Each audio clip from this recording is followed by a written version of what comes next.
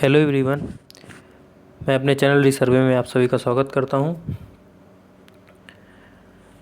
मेरा नाम है अनुराग गुप्ता और आज एमसीक्यू सीरीज का 7वां लेक्चर है। आज हम कवर करेंगे 24 जून के सारे इम्पोर्टेंट करंट अफेयर्स। तो चलिए स्टार्ट करते हैं।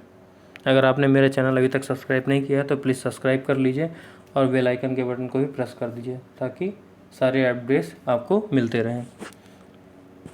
हाल ही में ITF के पुरुष खिलाड़ी पैनल के लिए किसे चुना गया है? तो ये चुना गया है निकी पूनाचा को। तो हम जान लेते हैं ITF के बारे में। इंटरनेशनल टेनिस फेडरेशन इसका फुल फॉर्म है। ITF is governing body of world tennis, wheel chair tennis and beach tennis. तो ये तीन चीज़ को गवर्न करता है। टेनिस जो एक नॉर्मल टेनिस होता है, दूसरा व्हील चेयर टेनिस और बीच टेनिस को। आगे चलते हैं। नीति आयोग ने प्रवासी मजदूरों के लिए एक जॉब प्लेटफॉर्म विकसित करने के लिए एक पैनल का गठन किया है। तो उसके अध्यक्ष कौन है? तो उसके अध्यक्ष हैं अमिताभ कांत।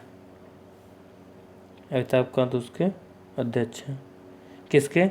जो नीति आयोग ने एक प्लेटफॉर्म विकसित करने के लिए जो पैनल का जो गठन किया है उसके अध्यक्ष हैं अमिताभ कांत। तो देख लेते हैं कुछ नीति आयोग के बारे में इंपॉर्टेंट फैक्ट्स। नीति आयोग क्या है? फुल फॉर्म इसका national institute of transforming India, और इसका फॉर्मेशन हुआ था 1 जनवरी 2015 को। इसका हेडक्वार्टर न्यू दिल्ली में है। और नीति आयोग का मेन कार्य क्या है ये देख लेते हैं। तो इस आयोग का प्राथमिक कार्य सामाजिक व आर्थिक मुद्दों पर सरकार को सलाह देना। ये क्या करती है कि जो स्टेट गवर्नमेंट्स होते हैं उनको सलाह देती हैं सामाजिक और आर्थिक मुद्दों पर, ताकि आप वो कोई योजनाएं बनाएं और उसमें से पब्लिक के हित में वो काम करें। तो ये नीति आयोग का काम होता है। आगे चलते, किसको राष्ट्रीय विज्ञान फाउंडेशन NSF का निदेशक के रूप में नियुक्त किया गया है? तो ये नियुक्त किया गया सेतुरमन पंचनाथन को निदेशक के रूप में। किसका? NSF का। तो चलिए हम NSF क्या है इसके बारे में थोड़ा जान लेते हैं। NSF है नेशनल साइंस फाउंडेशन, और ये क्या है? ये यूनाइटेड स्टेट गवर्नमेंट की एक स्वतंत्र एजेंसी है, इंडिपेंडेंट एजेंसी है ना, जो कि विज्ञान और इंजीनियरिंग के क्षेत्र में क्या करती है?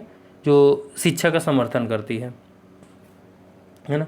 इसका हेडक्वार्टर जो है तो वर्जीनिया US में है, और मैं 1915 में ये इसका स्थापन हुआ था। न्यू डेवलपमेंट बैंक के नवीन अध्यक्ष किसे चुना गया है? तो इसका आंसर है मार्कस ट्राइजो है ना। तो देख लेते हैं न्यू डेवलपमेंट बैंक के बारे में कुछ important facts. The bank shall support public और private projects through loans, guarantees, equity participation and the financial instrument. मतलब कुल मिलाकर ये फाइनेंशियल सपोर्ट करता है किसको? जो इनके मेंबर्स है, जैसे ब्राज़ील, रसिया, इंडिया, चाइना, साउथ अफ्रीका, इन सभी को जो पब्लिक और प्राइवेट जो प्रोजेक्ट होते हैं उनको कंप्लीट करने के लिए।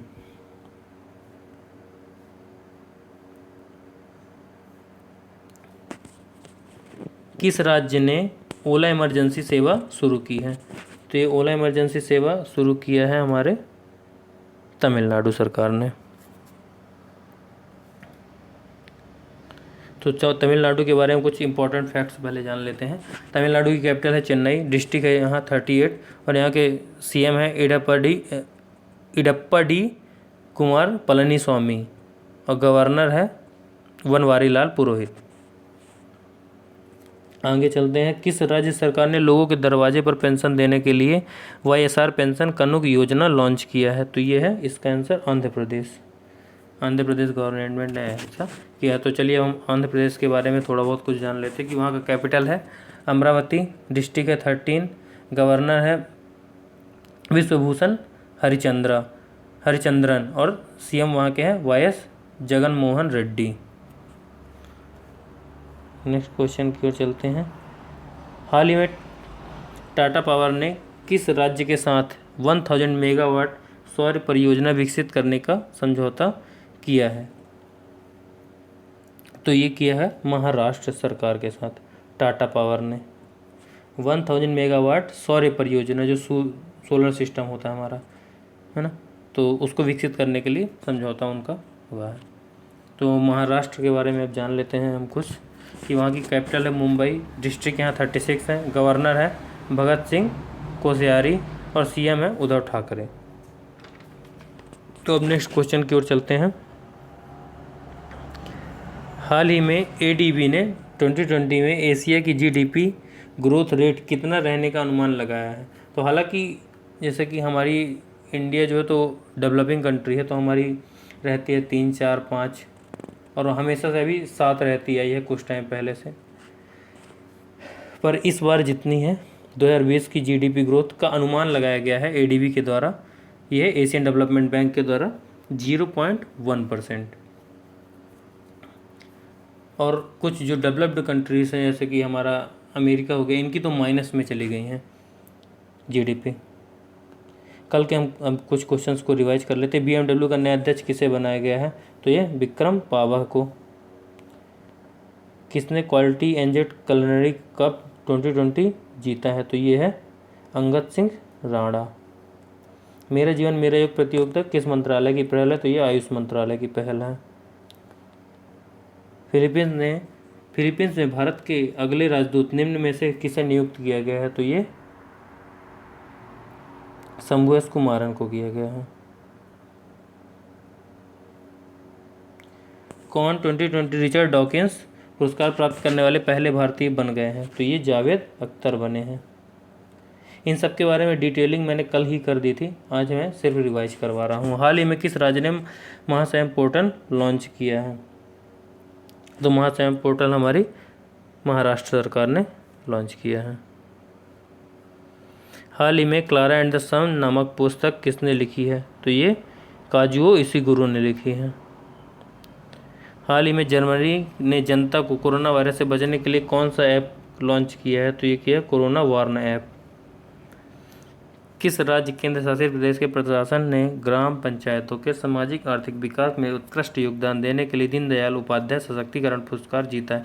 तो ये किस राज्य की गवर्नमेंट ने जीता है? तो ये जम्मू एंड कश्मीर की गवर्नमेंट ने, प्रशासन ने दीनदयाल उपाध्याय सशक्तिकरण पुरस्कार जीता है। हाल ही में JSW सीमेंट ने अपना ब्रांड एम्बेसडर किसे बनाया है? तो ये दोनों को बनाया, गांगुली को और सुनील छेत्री दोनों को। तो इसमें सी ऑप्शन होगा हमारा, कौन सा? उपर्युक्त दोनों। तो आज हमारा लेक्चर यहीं पर ख़त्म होता है। अगर मेरा लेक्चर पसंद आया तो प्लीज़ मेरे चैनल को सब्सक्राइब लाइक ज़रूर करिएगा। धन्यवाद।